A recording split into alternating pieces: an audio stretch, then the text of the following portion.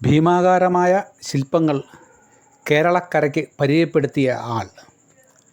മലമ്പുഴയിലെ യക്ഷി, ശംഖുമുഖത്തെ ജലകന്യക, വേളി tourist വില്ലേജിലെ ശംഖ്, കണ്ണൂർ പയ്യമ്പലത്തെ അമ്മയും കുഞ്ഞും, കൊച്ചിയിലെ മുക്കോലപ്പെരുമാൾ, ചോളമണ്ഡലത്തെ തമിഴത്തിപ്പെണ്ണ്, തോന്നയ്ക്കൽ ആശാൻ സ്മാരകത്തിലെ വീണപൂവ് തുടങ്ങി നിരവധി ഭീമാകാരമായ ശില്പങ്ങൾ തീർത്ത് മലയാളികളെ അത്ഭുതപ്പെടുത്തിയ രാജശില്പി.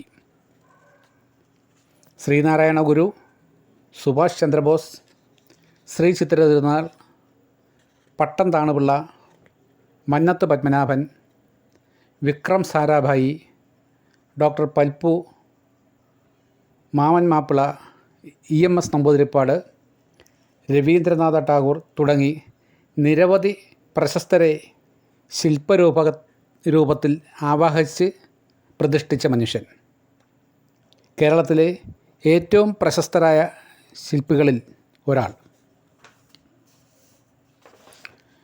മദ്രാസ് ഫൈൻ ആർട്സ് കോളേജിൽ നിന്ന് ശില്പകലയിൽ ഡിപ്ലോമയും, ലണ്ടൻ സ്കെയ്റ്റ്സ് സ്കൂൾ ഓഫ് ആർട്സിൽ നിന്ന് ശില്പകലയിൽ ഉപരിപഠനവും നേടിയ ആൾ.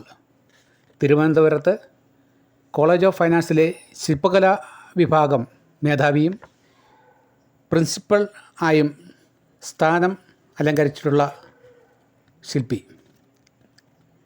Raja Ravi Varma national award for arts, Kerala Sree പുരസ്കാരം തുടങ്ങി നിരവധി പുരസ്കാരങ്ങൾ നേടിയ ശില്പിയാണ് ശ്രീ കാനായി കുഞ്ഞിരാമൻ. 1937 കാസർഗോഡ് ജില്ലയിൽ കുട്ടമത്ത് ജനിച്ച കാനായി കുഞ്ഞിരാമൻ ശില്പകലയിലെ ഒരു അത്ഭുത പ്രതിഭാസമാണ്.